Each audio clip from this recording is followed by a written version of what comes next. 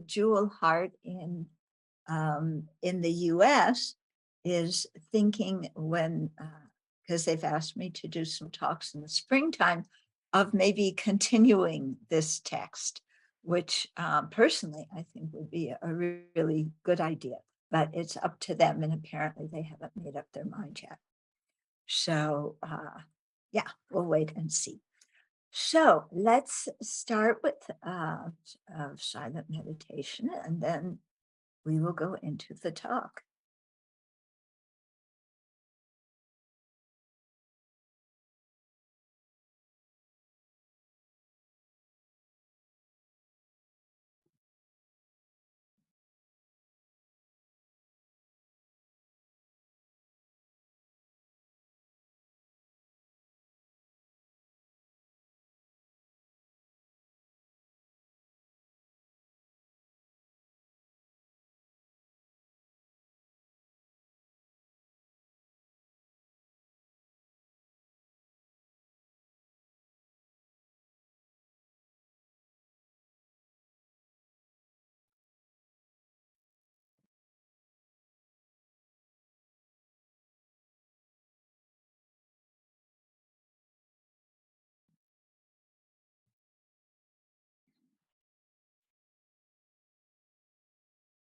Let's cultivate our motivation. Atisha, when he wrote this text, had a motivation of compassion for not only his own direct disciples, but for everybody in future centuries who would study this text. So he did that 11 centuries ago. And it's only fitting that as people who are the recipients of Atisha's compassion, that like him, we generate compassion for all sentient beings. So the compassion is the wish that they be free of dukkha, or all unsatisfactory conditions and their causes, and that we have that attitude equally towards all sentient beings, whether we like them or don't like them, whether they help us or harm us, because discriminating sentient beings in those ways doesn't make sense, because all of us, at the end of the day, are the same in wanting happiness and not wanting suffering. So seeing that, then let's cultivate our compassion equally for all beings, and use that compassion as a motivating factor to generate bodhicitta that wants to attain full awakening, so that we can be most effective in acting out that motivation of compassion for all beings. So let's generate that motivation. And then may that be our intention for listening to the teachings.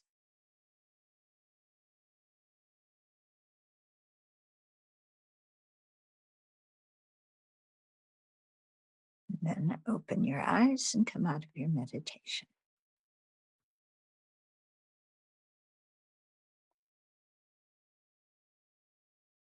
Okay. So just as a review, let me read what we've covered so far in the text.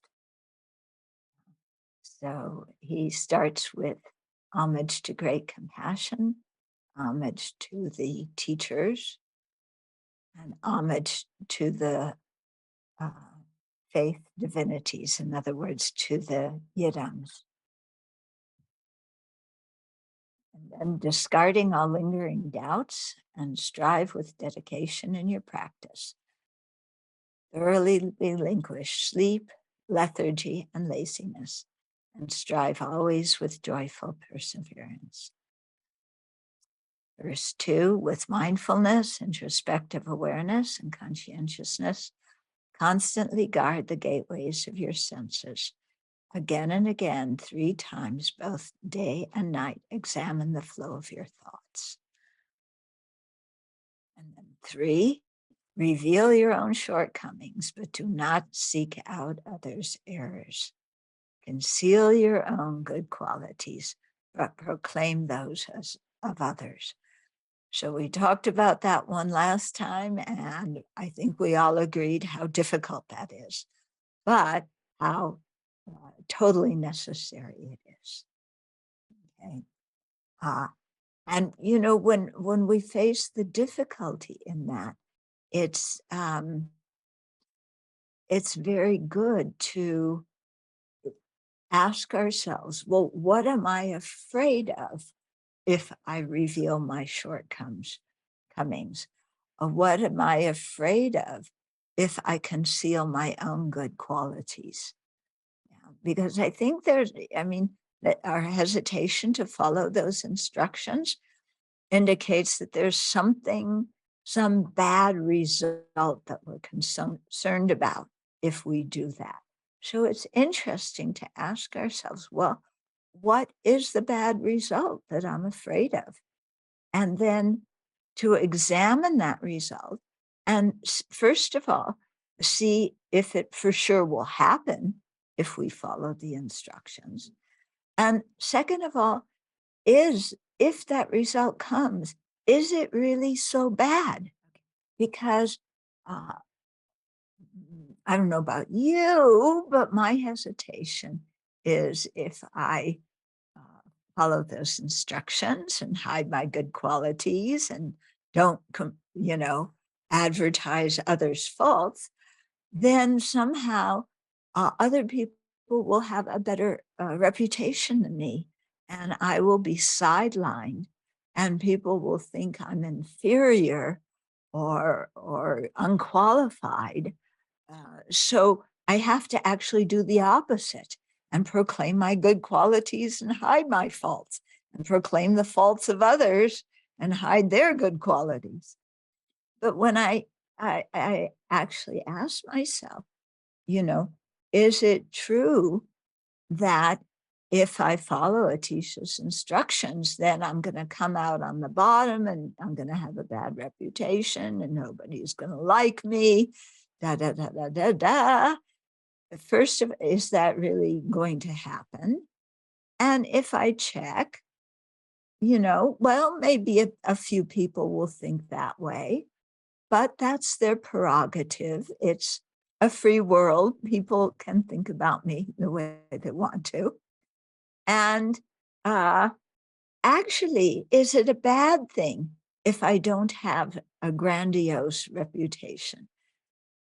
Actually, for a Dharma practitioner, it's not a bad thing, because when we don't have some fantastic motivation, that means that we have to stay humble. If we're Dharma practitioners, if we're not, then we remedy the situation by advertising our good qualities, as we see many people do. But if we're a sincere practitioner, not having a good reputation does have some advantages, because it cuts away our pride. And as we discussed last time, pride is a big hindrance if we want to actualize the path. And also, I discovered one time, this is kind of a cute story, very practical faults of the practical disadvantages of having a good reputation in a situation where not having a good reputation would have made my life much easier. So in 1993 or 94, His Holiness was teaching in Arizona, and they had an evening program where they asked some other people to give like a 1 hour talk. And so I was one of those people. So I gave a 1 hour talk in the evening. And I guess I was very funny, and amused people during the talk, because the next day, people were coming up and saying, "Oh, your talk was so good. Your talk was so good. Thank you. Thank you." And but the problem was that they did this during the break time while His Holiness was still sitting on the throne. So we had a short amount of time to get to the bathroom and get back to our seats. And as a Sangha member, I was sitting in the front rows. So if I wasn't there, it would be noticed. So I tried to get to the bathroom, but it was so difficult because all these people were coming up saying how much they liked my talk. And I'm sitting there crossing my legs saying, "Please, can I go to the bathroom? Please, can I go to the bathroom?" You know? And so there I really saw the disadvantages of a good reputation, because when you have to go, and you don't care about your reputation at that point. Yeah. So eventually I did make it to the bathroom and back to my seat, but it was a little harrowing experience there. Okay. So, so it can be very, it's not something to be afraid of, to not have a good reputation, and it can actually be very useful in our Dharma, practically, and in our Dharma practice. Okay, now let's see. Let me read verse 4. Forsake craving, wealth, and honor. At all times relinquish gain and fame. Have modest desires, be easily satisfied, and reciprocate kindness. Okay, so forsake craving, wealth, and honor. Well, why? No, why? Wealth and honor are good, especially because I want to practice the Bodhisattva path. And we're told that if we have wealth and a good reputation, wealth and honor, then people will be attracted to us. We can spread the teachings, gather a large group of disciples. So, so why is Atisha telling us to forsake wealth and honor? Yeah, if on the Bodhisattva path, it's okay. And Atisha is, a Bodhisattva, so you should be practicing that. So why is he saying this? Well, if we are actual Bodhisattvas, if we actually have great love and great compassion, if we have generated uncontrived bodhicitta, then yes, having these things is no problem because we have no attachment to them and we use them clearly to benefit others. Now we have to ask ourselves, am I a real bodhisattva? Yeah. Well, first of all, to be a real bodhisattva, we have to treasure, we have to want to be free of samsara. Do we really want to be free of samsara? Or do we want to have samsara mixed in with nirvana? That kind, half and half. Well, you can't have half and half. You're either one or the other. So, most of the day, what are we wanting? Samsara or nirvana? Okay, well, yeah, I like my samsara. But then even to want to prefer, nirvana to samsara, a step towards that, something we have to do first, is work for the happiness of our next life and view that as more important than seeking the happiness of this life. Yeah. Now, how much during the day do we think about our future life and the kinds of actions we are creating that will result in what we're reborn as in our future life? Okay. Well, what do we have to say? What does that involve? It involves forsaking what my teacher really hammered in, forsaking the evil thought of attachment to this life and the 8 worldly concerns. So then we ask ourselves, well, am I attached to this life? On a daily life basis, what do I pay more attention to, this life or future lives? When it comes to ethical decisions, do I think about what will create virtue so I'll have a good rebirth in future lives? Or do I think about my happiness now? Okay, this is a serious question. Now, I don't know about you. Yeah. But if I really observe my actions all day long, most of the time, 99% of the time, my interest is in the happiness of this life and how I can get what I want when I want it. Yeah. And not wanting to give up some advantage I could have in this life in order to generate renunciation of samsara, in order to cherish others more than self, in order to not create negative karma. Okay, so this involves, you'll remember in verse 2, he was asking us to be mindful and to have introspective awareness and to always check our mind day and night. Okay, so we start checking our mind day and night. And, we wake up in the morning. Is our first thought bodhicitta? Is our first thought liberation from samsara? Is our first thought making preparation for future life? Now, I don't know about you. My first thought is, my legs hurt and it's hard getting out of bed because they're stiff. Then the thought after that is, I have my morning regime, my morning thing. So I'll do that. And then I get to have a cup of hot chai.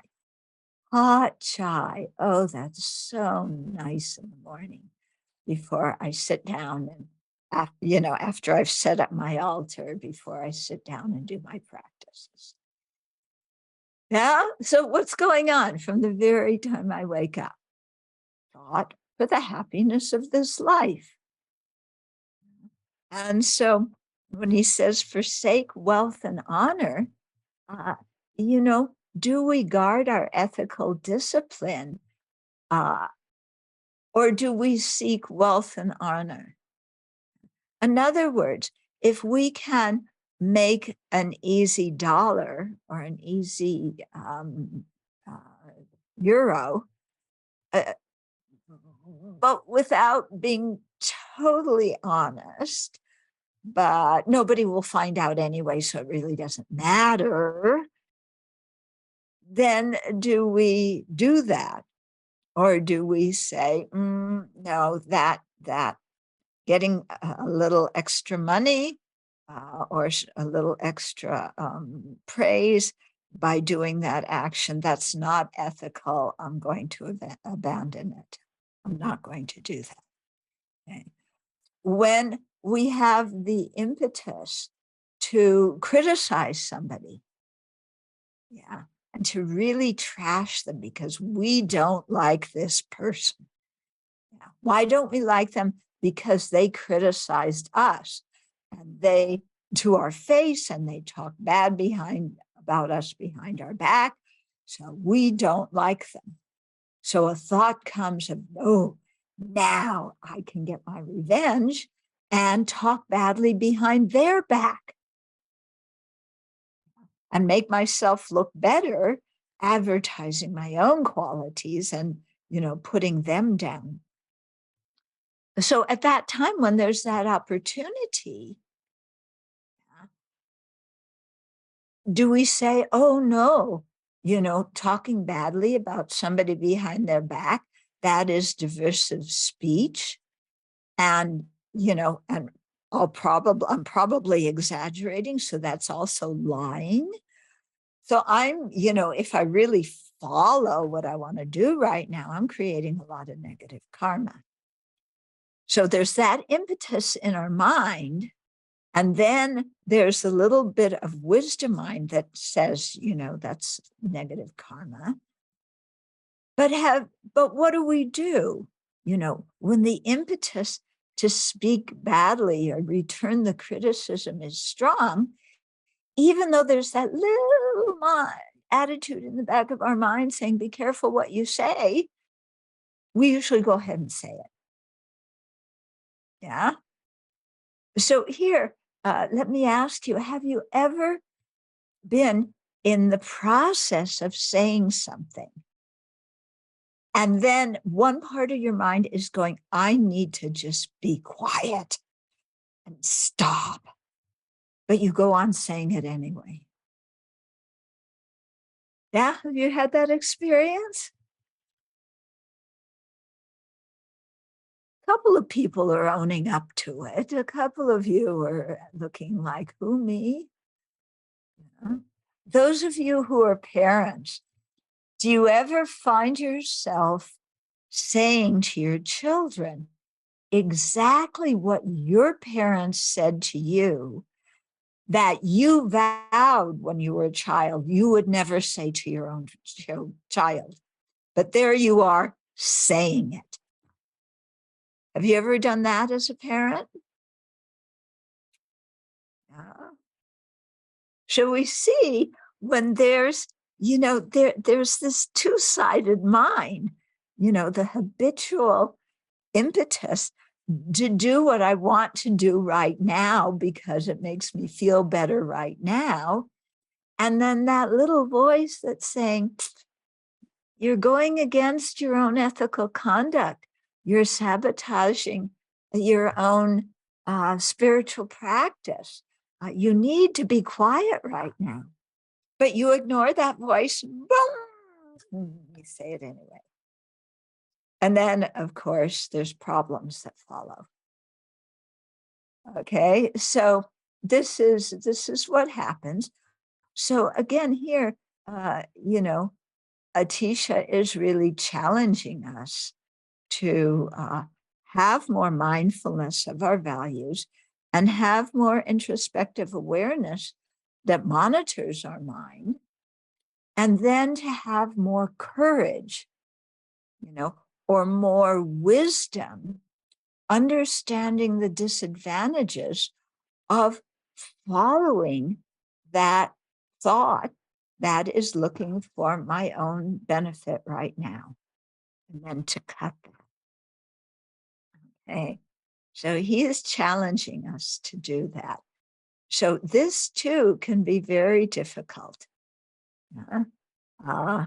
But if we can do it, actually we'll wind up being a lot happier this life. We'll have better rebirths, and our spiritual practice will be able to bear good results. Okay, so how does it benefit us in this life to not follow those habitual habits that create negative karma? Well, if we stick with this example of using harsh speech or divisive speech or lying, okay? When we, let's say, when we lie, we might get some immediate benefit. People will think that we're really wonderful. But eventually they find out the truth. And then instead of our lies creating a good reputation for us, when people see that we lied, then we wind up with a bad reputation. Okay, so lying actually in the long term, in this life, brings about problems. Yeah. When we lie to friends, if you lie to your spouse, yeah, they're going to find out at some time or another, and then you're going to have big problems. Okay, because they're not going to trust you. And then, this relationship is important to you, and they're calling you on your lies. And what can you say, except you're right and I'm sorry, but you're too proud to say that.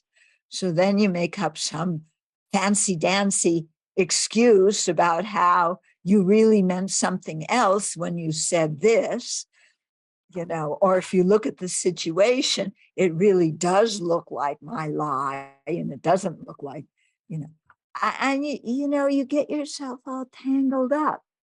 And you wind up more unhappy with worse relationships in this life, Plus, then you have the negative karma of lying and harsh speech and divisive words. Okay.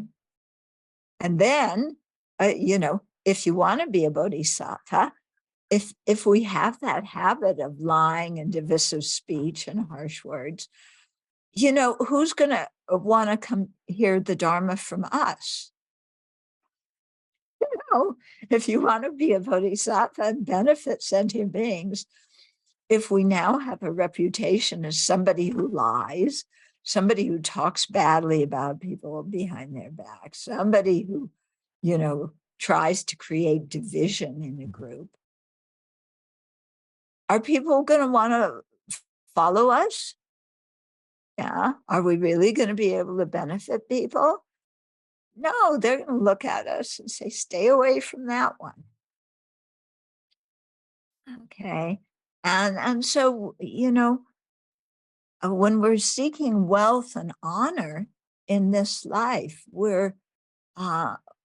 there's so many disadvantages to the things that harm the things that we are really that we really want to have, that are important. Good relationships, good rebirth, people trusting us so we can speak the Dharma to them. So you see why he said forsake wealth and honor. And, when you really look at it, honor, what good does honor do? What good does a reputation do? Does it give you long life? Yeah. If you have a good reputation, do you have longer life? No. Does it make you healthier if you have a good reputation? No. Yeah. No, not even maybe. Yeah. How does a good reputation, how does that make you healthier? Your health has to do with your body, not your reputation. Yeah.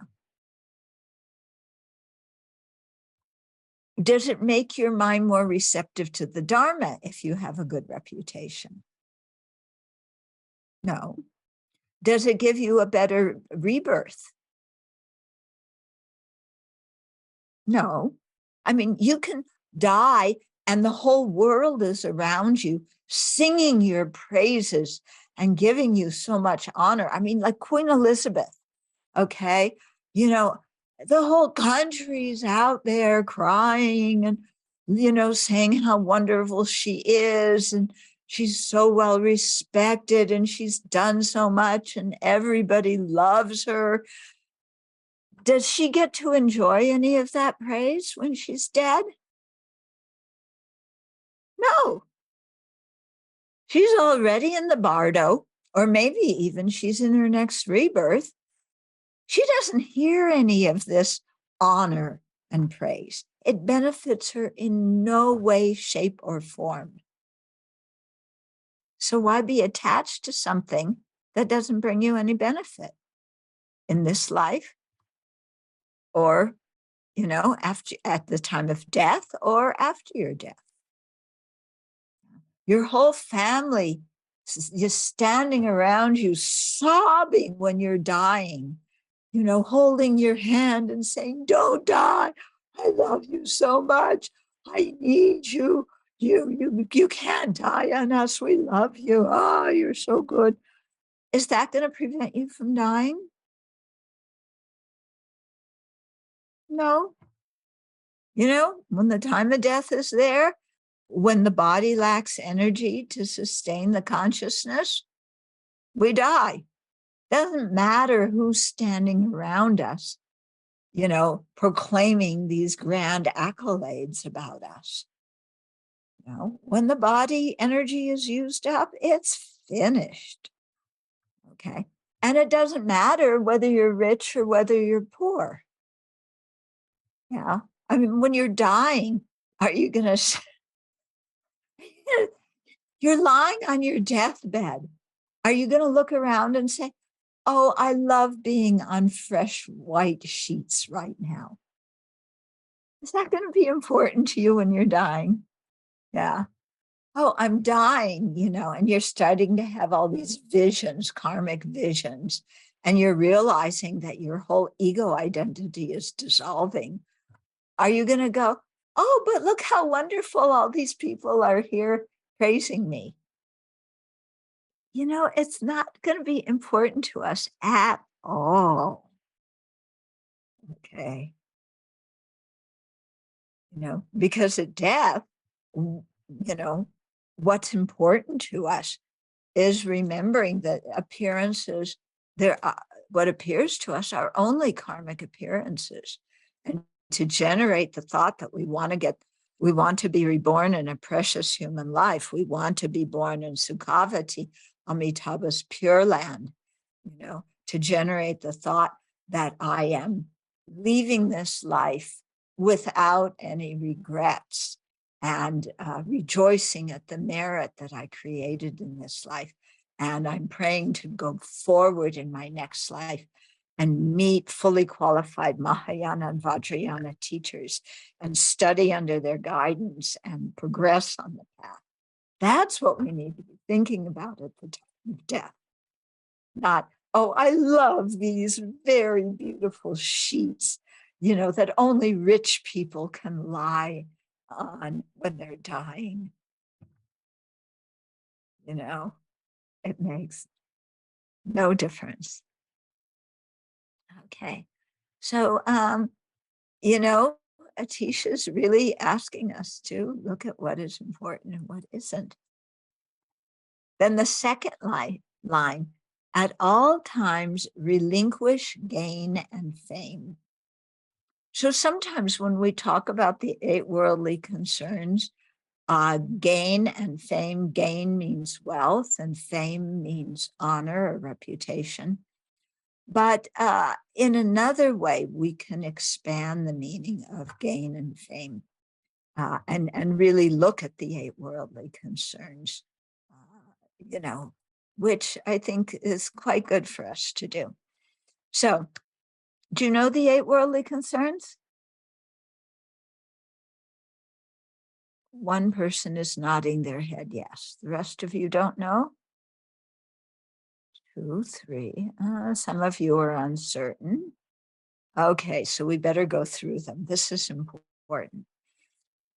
Yeah, I got really inculcated about the 8 worldly concerns at my very first Dharma course, because my teacher just again and again, here they are.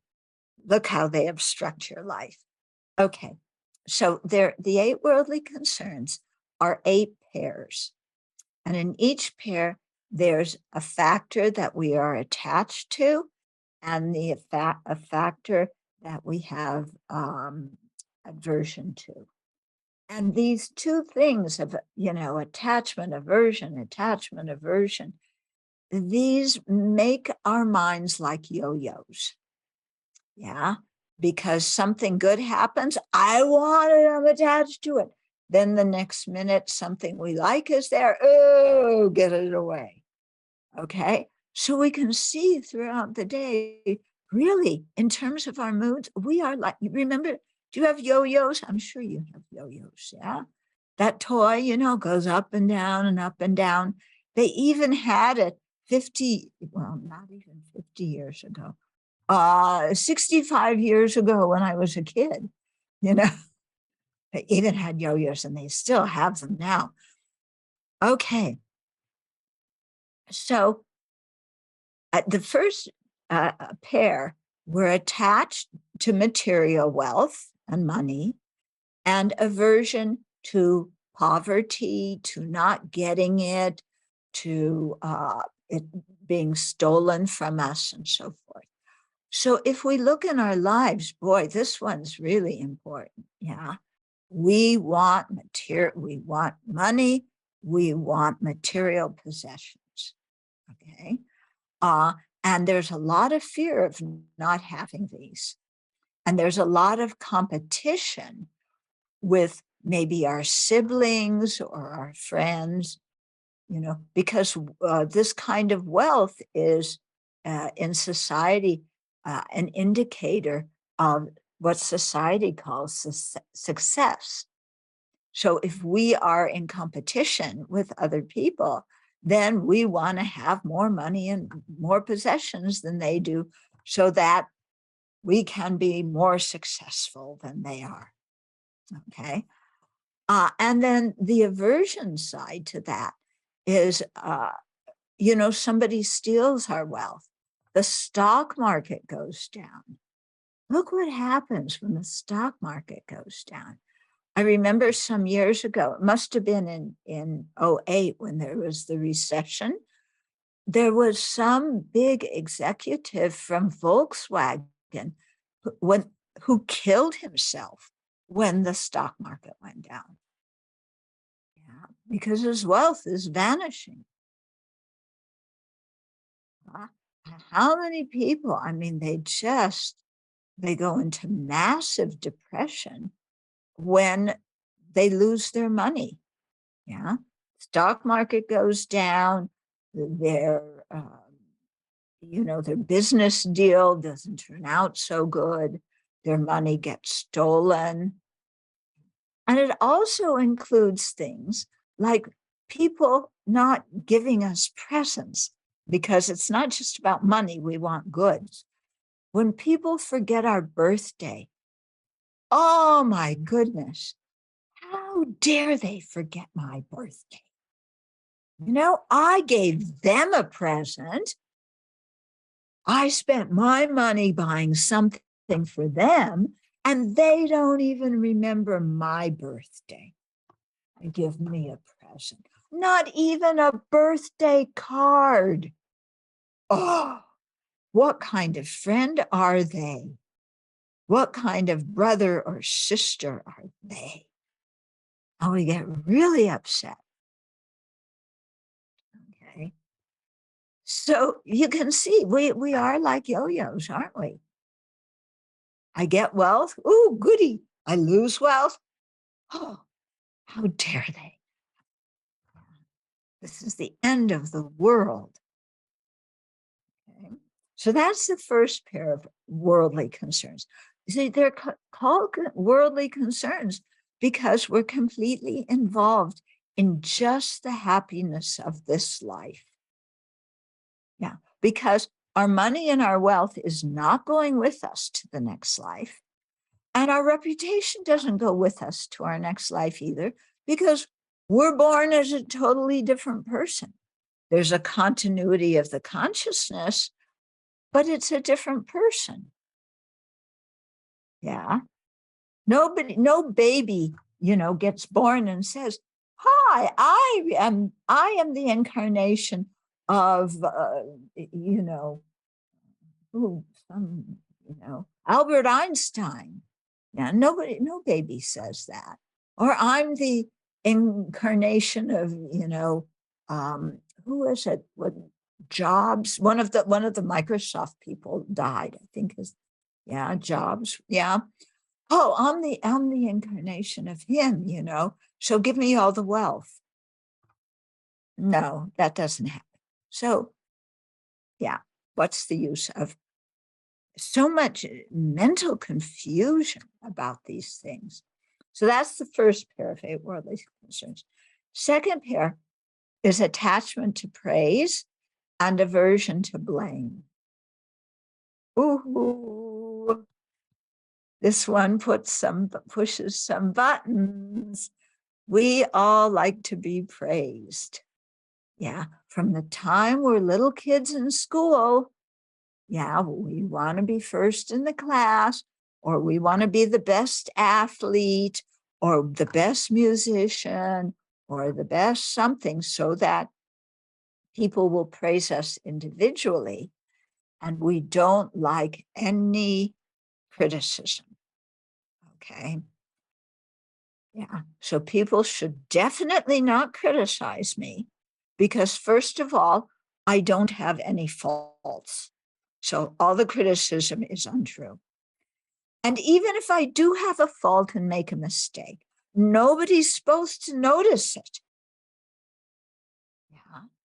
And even if they notice it, they are not supposed to tell me and comment on it.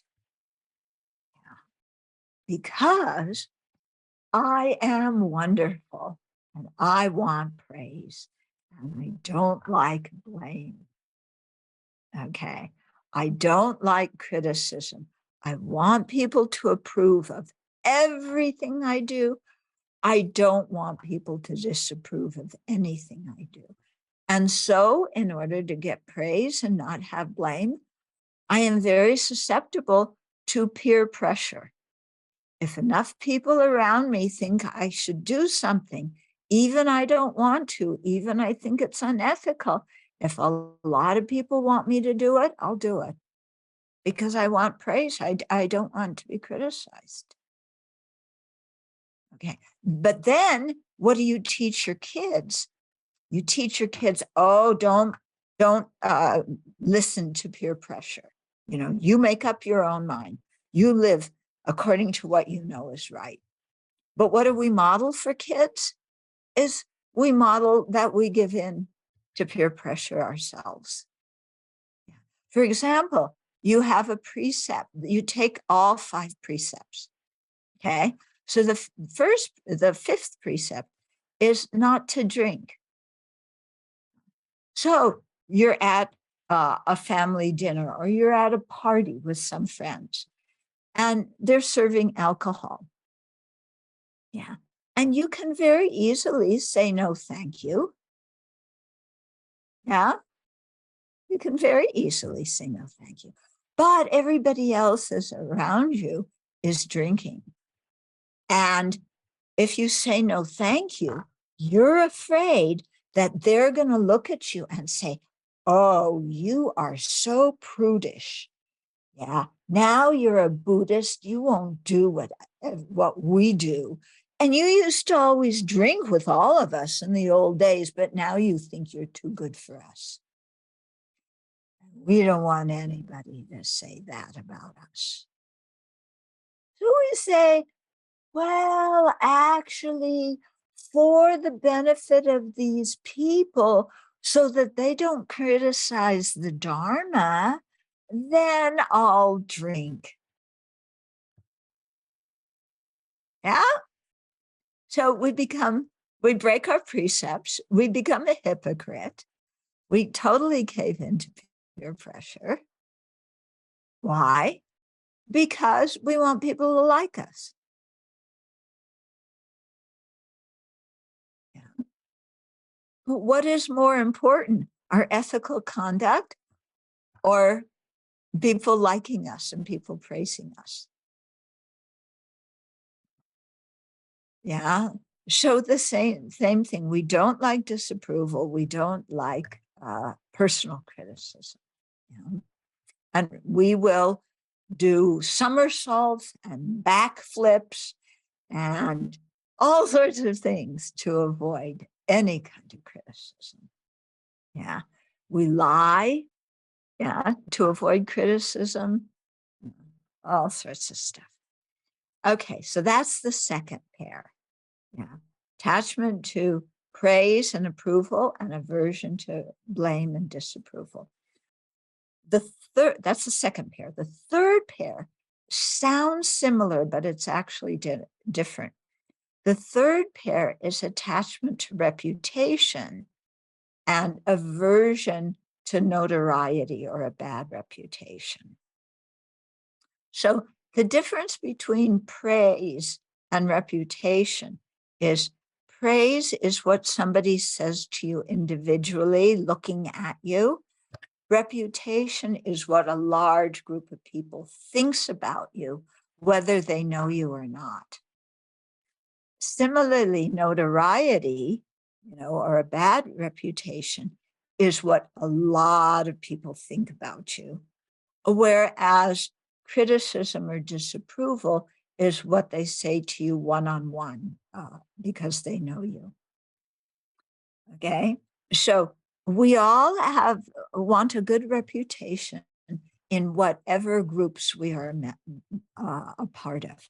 So, there's a Dharma center there. Everybody wants to have a good reputation with everybody who goes to the Dharma center, right? You don't want to have a bad reputation. So what do we do to have a good reputation?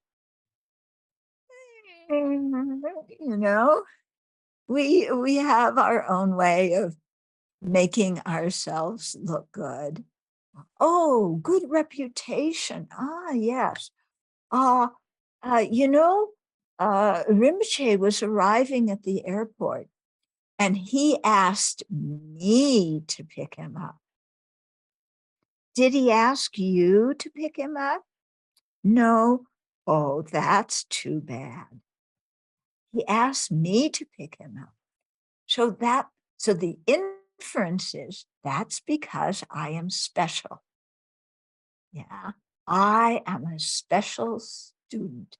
So everybody in the center should know that I am special in the teacher's eyes. Hmm?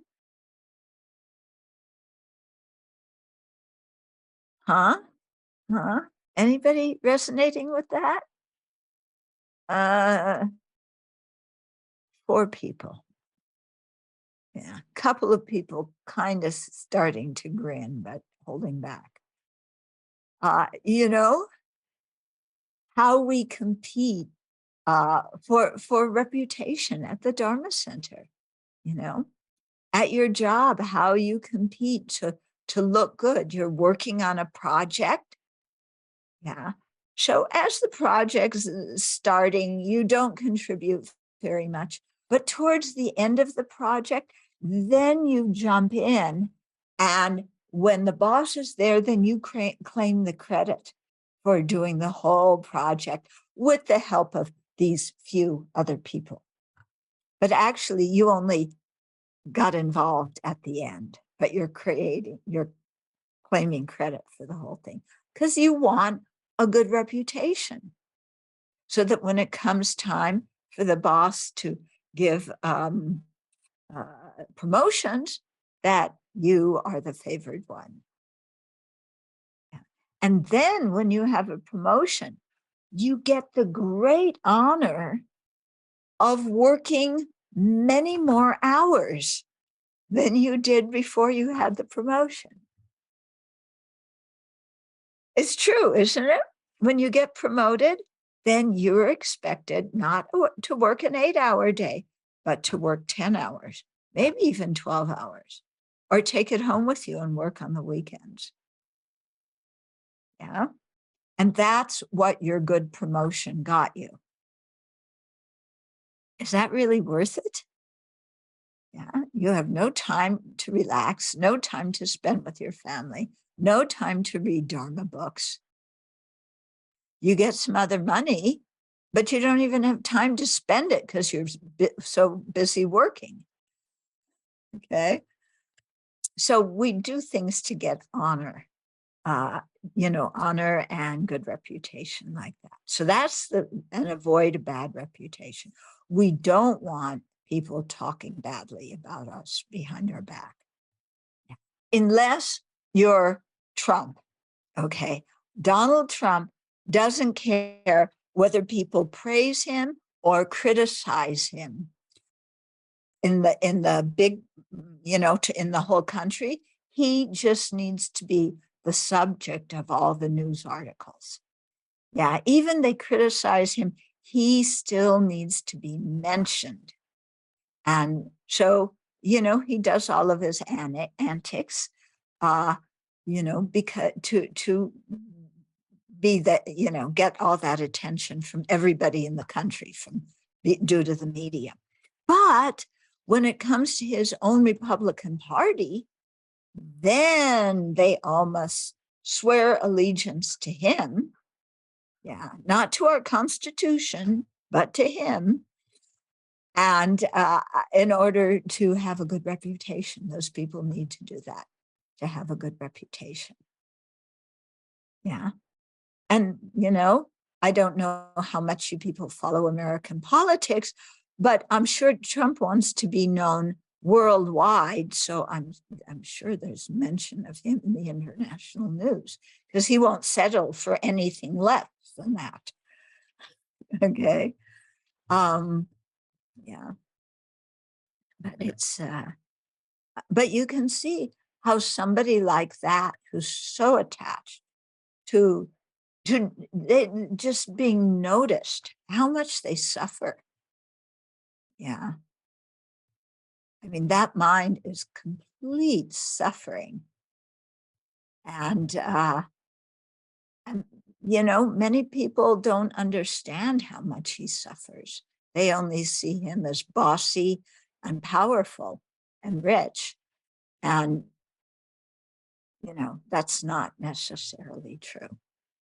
Okay, then, so that's the third pair. Then the fourth pair of 8 worldly concerns is attachment to nice sense stimuli and aversion to bad ones. So we want to see pleasant things. Yeah, we want to hear pleasant sounds, smell nice odors, taste nice tastes, having nice tactile sensations. Okay, we're very attached to those. Yeah. So we may say, well, I'm not so attached, it's okay, I can see ugly things. Well, what does our mind go to when we're out in public? How much do we judge people as as attractive and unattractive? How much do we look at cars and, oh, that's a beautiful car and that's an ugly car? Or painting, or, anything that is a visual object. How much are we always reacting to? I don't like, give me this, don't give me that. With sound, we like to hear the music that we like. We don't want to hear the kind of music we don't like. Yeah. In fact, some of the music we don't like is just awful. Get it away. We don't like the sound of somebody jamming on the brakes and the screech to stop the car. We don't like the sound of nails on a chalkboard. And we really react to these kinds of things. Okay, so sight, sound, smell. We want to smell nice things. Yeah, smell good, nice food, perfume, after shave lotion. We don't like when we go to India and we smell pee and poo on the streets. It's like, oh, man, don't these people use toilets? I want to smell something nice. And we freak out and run back to our own country. We like the kind of food we like. We don't like certain kinds of food. And when people serve us the kind of food we don't like, we let them know. Yeah, quite attached to food. And tactile things. We want the room to be the temperature we like, not too cold, not too hot. Yeah. We want our bed to be firm enough and soft enough, but not too firm and not too soft. Okay. We want our clothes to be, or cloth, to be very smooth and very nice against our skin. We don't like rough things. Okay, so very attached to tactile things. Yeah. We want our stomach to feel full. We don't like feeling hungry. We don't like feeling thirsty. Okay. And yeah, so here we are, very attached to the sensual stimuli. And so it's very good, in your meditation, go through these eight worldly concerns. 4 of them are attachment, 4 of them are aversion, and see how they operate in your life. Yeah. When do you get attached to these and act to get the 4 things that you like? What do you act? What do you do to get them? What do you do when you get what you don't like? Yeah. Or what you do like is stolen from you, or it decays, or it gets broken. What do you do then? And so to watch how these attachments and aversions lead us to create virtuous and non-virtuous karma. Okay? Because the more attached we are, the more likely we are to commit non-virtue to get what we're attached to.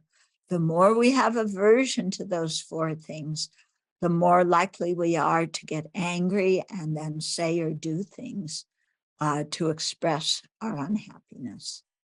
And so we create karma that leads to lower rebirth, and that karma obscures our mind so that when we sit down to listen to the Dharma, we don't understand it very well.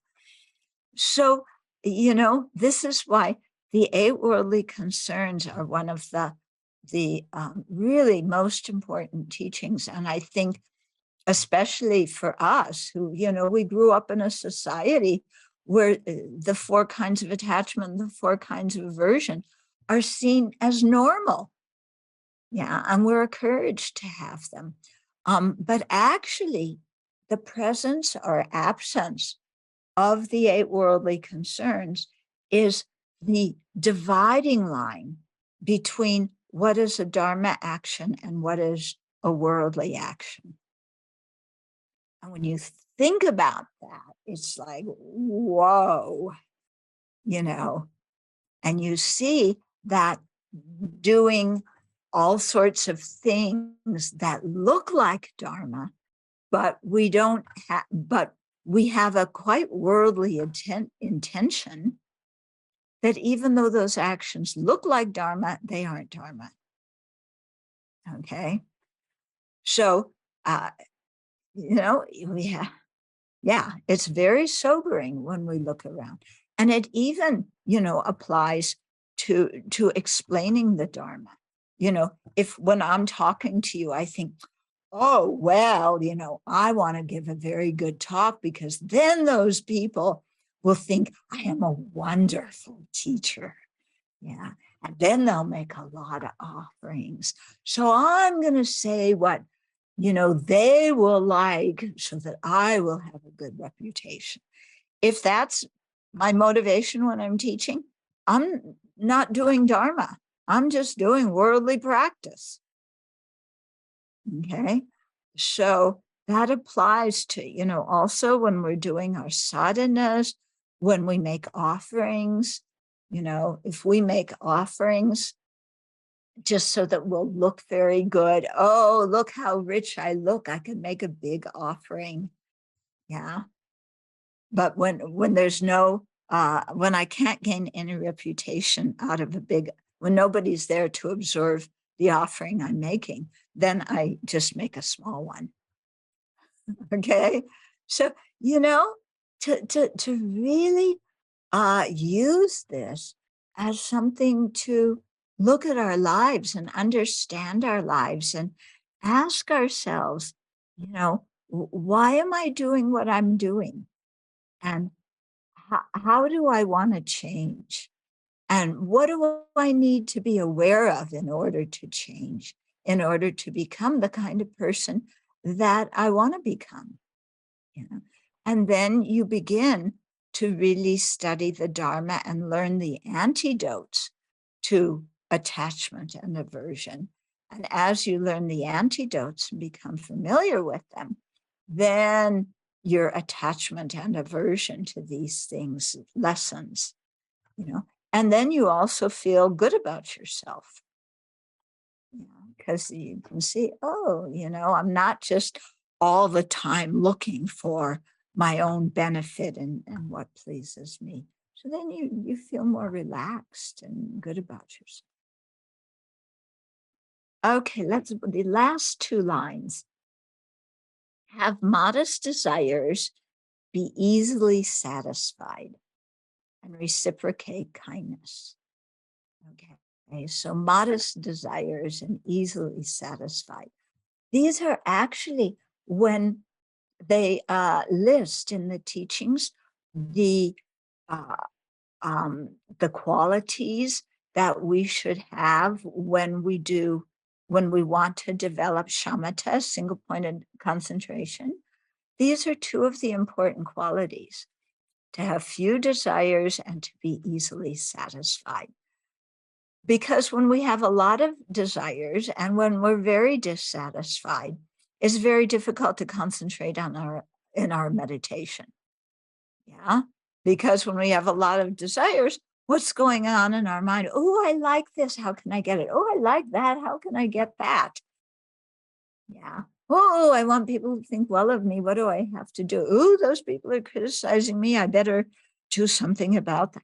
You can't concentrate in your practices. Okay. So when we have a lot of desires, our mind is just geared outwards. We lose track of ourselves. We get lost. Yeah. And then similarly, when we have a lot of dissatisfaction, oh my goodness. Yeah. Do you know some people who complain a lot? Yeah. Of course, I know none of you do. Yeah. None of you do. No, never. Okay. But somebody who complains a lot. Yeah. Those are difficult people, aren't they? It's so difficult to be around people who complain a lot because they're never satisfied. Whatever you give them, they want more. They want better. Yeah. Even they ask you for advice and you give advice. They say, yes, but, and then they throw your advice out the window. Oh. Okay, so we all know people who are dissatisfied. They're difficult to get along with. They complain. They invite you to lunch and then they spend the whole lunch talking about themselves and all their problems. Yeah. They don't even give us a chance to talk about ourselves and all our problems. They just monopolize the whole thing. Okay. But we don't do that, do we? Okay. So, this is a real good one to check too. How much do I get involved with that? And it's, yeah. I like to complain. I enjoy complaining because the world really is unfair. I mean, I'm such a wonderful person. I should always get what I want. And it's very unfair when I don't. And you know, this started as a child. I was the oldest, and then I had a younger brother and a younger sister. My parents didn't let me do things that they let my brother do. And when my brother and I quarreled, he blamed me, and it was always unfair because he always started it. But I was blamed because I was the oldest, so I should have known better. But it was always his fault. Yeah. It starts when you're a kid, doesn't it? The complaining, yeah, the dissatisfaction. And then we just continue it into adulthood. And the world is unfair. Everybody mistreats me. Yeah, no. Yeah. Or you see it also in the Dharma Center sometimes.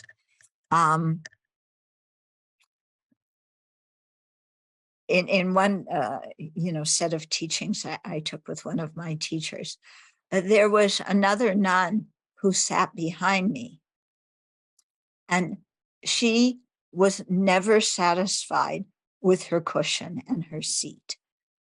So she was always pushing me forward, yeah, or putting one cushion under her right leg and one cushion under her left leg, and then moving around during the teachings because it wasn't the right, order or arrangement of the cushions.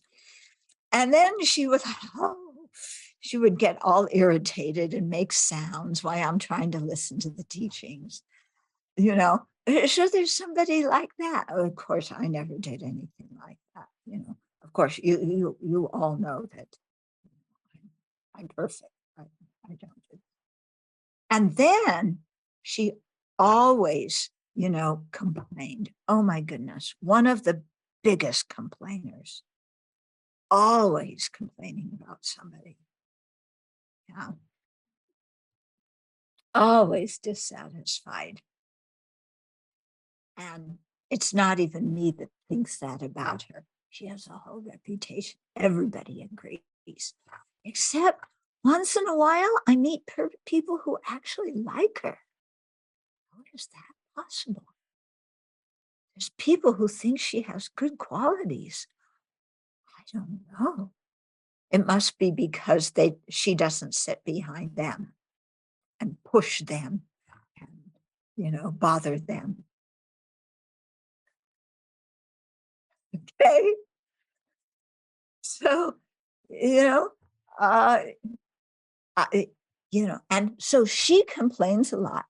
And yet, so I complain about her.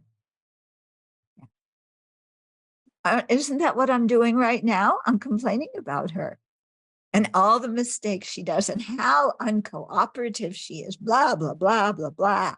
Okay. So the conclusion of it is that she's bad and I'm better because she complains, but I don't. But you all know better, don't you? You know I complain. So, how our mind works and how we try and improve our status is sometimes really hilarious because it's so contradictory. And then the last line of the verse, always reciprocate kindness. Okay, that is the remedy to the whole thing. Yeah. So instead of just looking out for our own wealth and honor, our own 8 worldly dharmas, 8 worldly concerns, getting what we want, to focus on reciprocating kindness. Yeah. So that everybody we meet, okay, they may complain, but how can I reciprocate their kindness? Okay. So this person that I was just telling you about, the big complainer, she loved to make the altar very, very beautiful whenever we had pujas.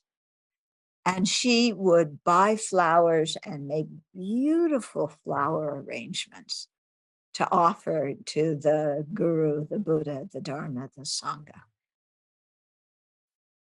I wasn't so interested in making beautiful things, but I enjoyed the beautiful things she made. And then I thought, she's creating a lot of virtue through the kinds of offerings that she makes. Much more virtue, actually, than I'm creating. And she enjoys that, and she does it so well. And she does it with such a happy mind, and she creates so much merit. And I actually have to rejoice at that and see her as kind for, doing the whole setup before pujas and making it so attractive, as a beautiful offering. So rather than criticize her, I should point out her good qualities and in some way try and repay her kindness. So I started to do that, this was some years ago, to really to praise her for how nicely she, her floral displays were gorgeous. And to really say, wow, you make such beautiful offerings, that really create a sacred space in the room where we can all practice. Thank you so much. And it was very interesting for me to see that when I changed my attitude and stopped complaining about her and started pointing out the things that she did well, I was a lot happier. And my relationship with her changed. And then I actually got to know her better. It was quite interesting. And I learned about her experience during World War II, and how she had, she was just a child, and how, she got out of the country before the Nazis came in.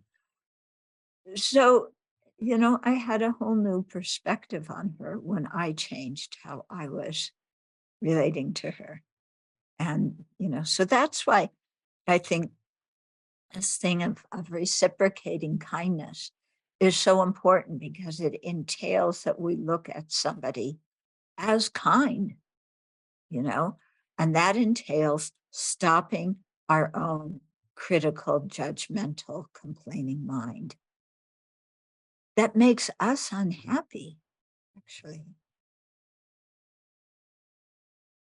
Okay, so I think there is a few minutes left for questions and comments. So you can raise your hand, or you can write in the chat box. Okay, so there's one I'm seeing, but I can't read the whole thing. There is a question from Marijke in the chat box. Marijke, okay. Would you like to ask yourself? Yes, I'll read it. Is there a particular reason why praising ourselves and belittling others in the first place among the transgressions of the Bodhisattva vows? Good question. Because if you are teaching the Dharma and praising yourself as a better teacher than others, and putting down other people and the way they teach the Dharma, or, putting them down as ignorant and saying, the Dharma better than them, Yeah, and you're doing this with a critical mind, that is competing with them, that wants them to fail and wants you to be best, then you're completely corrupting the whole process of teaching the Dharma. And when we corrupt that process, it does great damage to other people, and it does great damage to the existence of the Dharma. Because when we teach the Dharma with a bad motivation, then, first of all, if we have mistaken understandings, because we are so proud, or we don't study very well, and so then we teach other people our own wrong understandings. And that's really harmful, to teach people incorrect views. Yeah. And if we do this to get offerings, then we're just treating the Dharma as like a career. How can I make a lot of money? Yeah, by appearing to be better than that person who's a teacher, because then these people will invite me and I'll get more offerings. But if that person looks better, then they'll invite them and not invite me. And I want fame and I want offerings. And so that's why, the one about praising others and putting others down is the first one, because it's particularly important in the context of teaching the Dharma, or being a leader in a Dharma gathering, leading a meditation. It applies the same thing when you're leading meditation, whenever you're in that kind of position where you influence people. Okay. Does that make sense to you? Yes, it does. Okay. But has it also a general impact, this first transgression, for other more situations that are more in daily life? Is there a reason also that why it is the first one? Yeah. Actually, the first one in daily life, I think there's an auxiliary Bodhisattva vow that covers that one. Okay. Of course, yes, it's negative in our daily life like that. Especially, oh my goodness, like if you're in the medical profession and you want to look good, even though you don't know how to diagnose this situation, you make something up. Boy, that can really harm somebody's health. Yeah. Or you put down a doctor. I've seen this done. Somebody was referred to a good doctor, and somebody else, that doctor had said one sentence that they didn't like and just said, don't go to that doctor, they're no good. But it actually turned out to be a doctor who could correctly diagnose what was wrong with that person. Yeah. But they got criticized by somebody else because of whatever. So yeah, that also, it happens in work situations and all sorts of situations where we want the praise and we want the material benefit. Mm-hmm.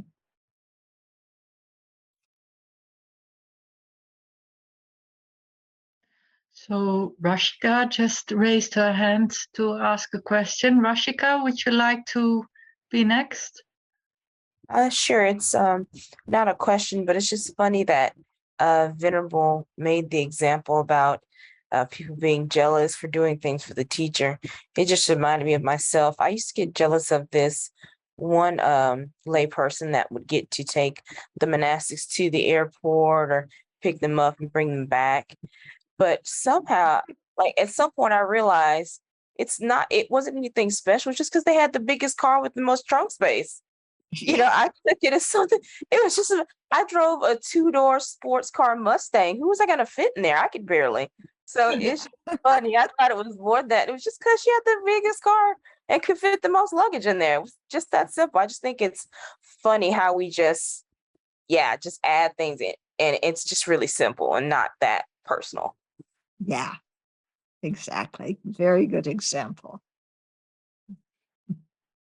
I think there's nobody at this point who would like to. Eileen, you would like to ask something? Yes, please. Mm-hmm.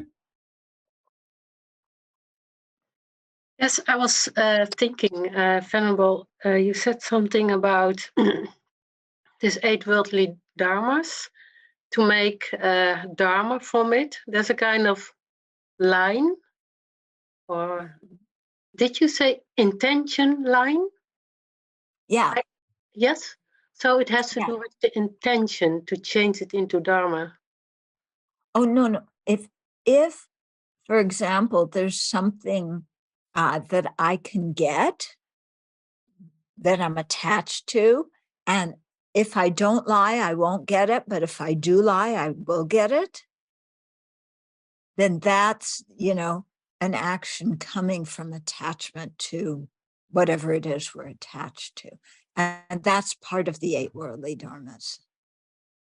Yeah, so if you want to change your mind into the dharma, if you want to shift your mind towards the dharma, what should be the intention? To well, first of all, just abstaining from a negative action is a virtuous action. So if you can see that you're on the verge or you want to do something that creates negative karma, and you refrain from that because you say, oh, if I do this, it's damaging my own integrity. I have no integrity as a person if I'm doing this action. Or you do it for motivation of maintaining your integrity. Or maybe you think, if I did this action, other people are going to see it and they're going to lose faith in me, or they're going to lose faith in the Dharma. So I don't want that to happen. So you refrain from it. Or, you see the disadvantage of whatever you are about to do, other disadvantages that it brings. So you refrain from it. Just that is a virtuous action. Okay. Then you can look at the situation, and in some situations, you can do the opposite and it creates virtue. So, okay, so there's an opportunity for you to, well, actually, I'm thinking of an example here, one that happened some years ago. We had the assignment as a community at the Abbey that we were to give up something that we were attached to. Now, as monastics, we don't have a lot of possessions, but something we were attached to. And we put them all in the center. And then everybody could go and pick out one object, but it couldn't be their own. Yeah. So each of us had to give up something we were attached to and then watch somebody else take it. Or, and we don't even know if they really like it or what they're going to do with it, or maybe we won't ever see it again. And part of our mind is, oh, I can't give this up, So I'll pretend to give up something that I'm attached to, but it won't be the most valuable thing.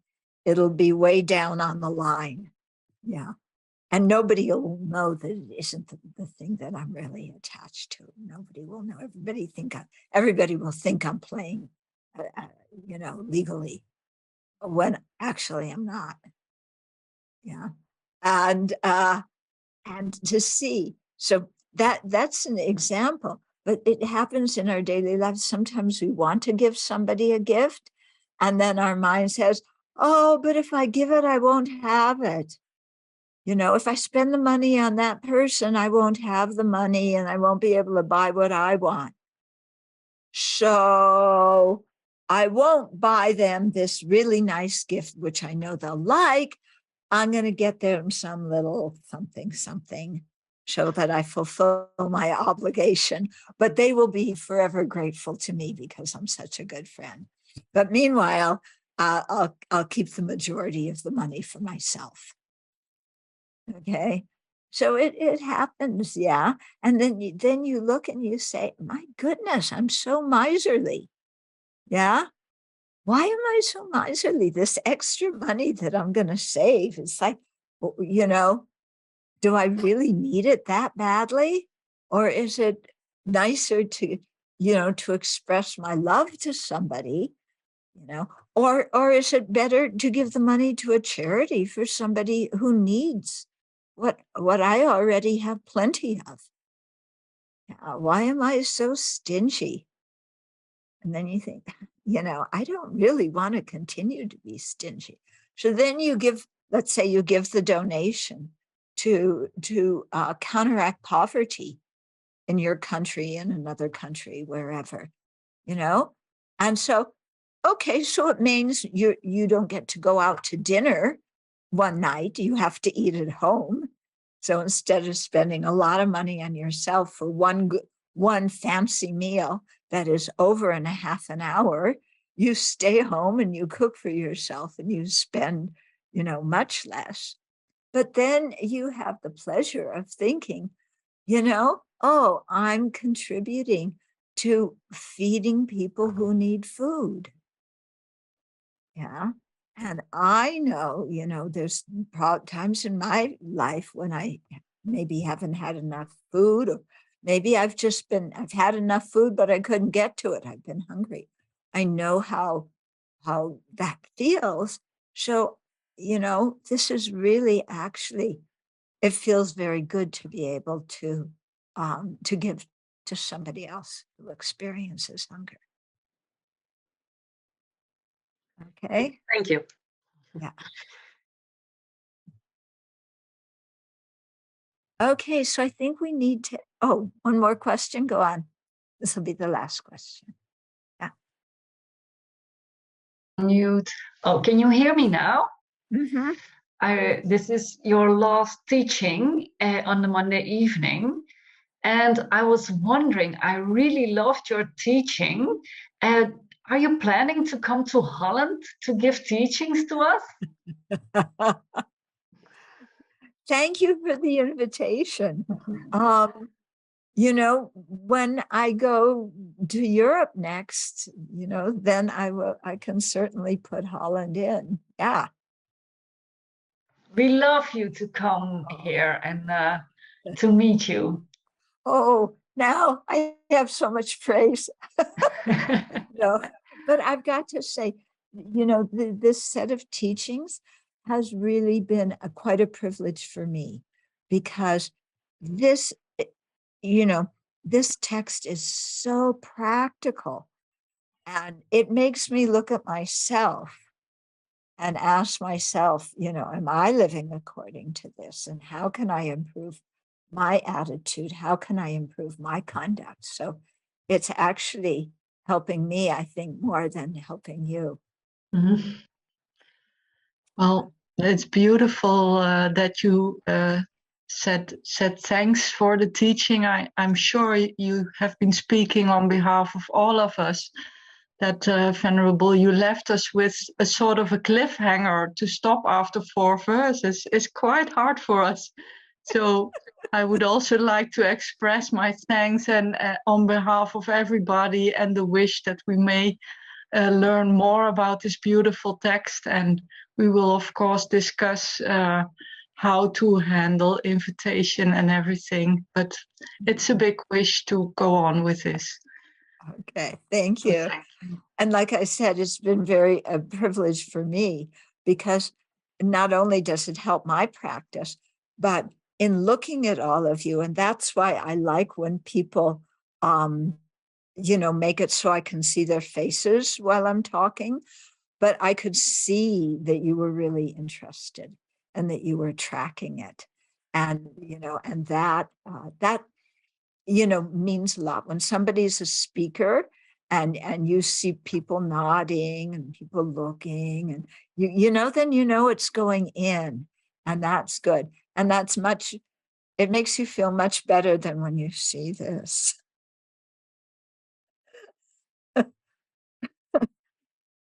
Okay. But you were a very, very attentive audience and very responsive. So I appreciate that a lot. Okay, shall we chant the dedicating verses? And also I want to invite all of you to come to the Abbey. So I know we're in this corner of North America. Yeah, but it's quite beautiful here. So, you're very welcome to come and visit us too.